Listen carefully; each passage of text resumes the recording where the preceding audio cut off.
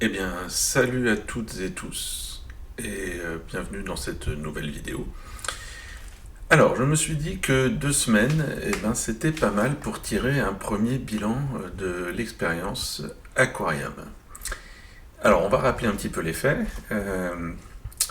Alors, qu'est-ce qu'il n'y a pas dans cet aquarium? Eh bien, dans cet aquarium, il n'y a pas de filtre, il n'y a pas de pompe, il n'y a pas de chauffage, il n'y a pas de bulleur, il n'y a pas de CO2, il n'y a pas de sol technique ou nourrissant pour les plantes. Dans cet aquarium, il y a des cailloux, de l'eau, des plantes, de la lumière et un petit ingrédient magique. Alors les cailloux, c'est des simples graviers, plus grossiers au fond, plus fins sur le dessus. L'eau, je vous l'avais dit, c'était de l'eau de source de Provence, source Beaupré de chez Carrefour.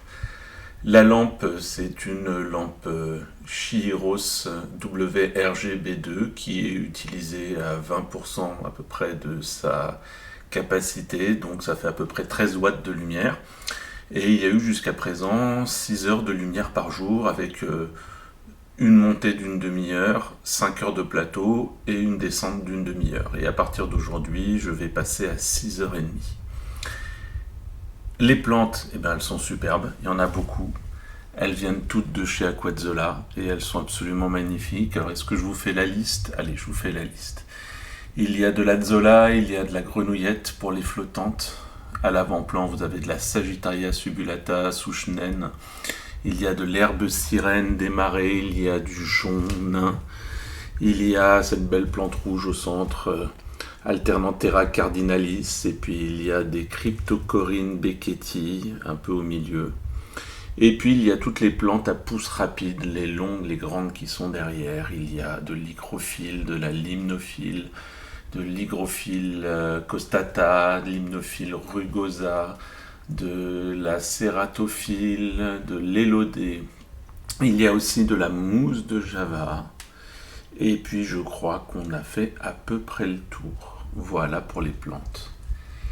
Et alors l'ingrédient magique, l'ingrédient magique, et je pense que c'est ça qui fait toute la différence, c'est la Zola Box démarrage de chez Aquazzola, puisque dans le bac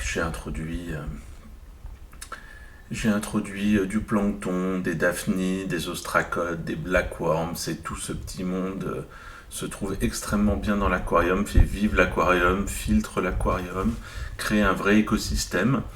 J'ai également repéré des copépodes depuis quelques jours, donc voilà des nouveaux habitants. Et puis bien sûr, il y a mes petits escargots, Planor Béphis, qui se développent bien.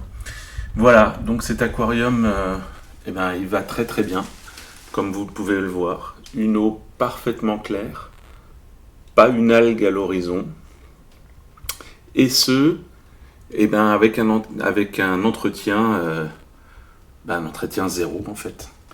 Il n'y a pas eu de changement d'eau, il n'y a pas eu de nettoyage, il y a rien eu.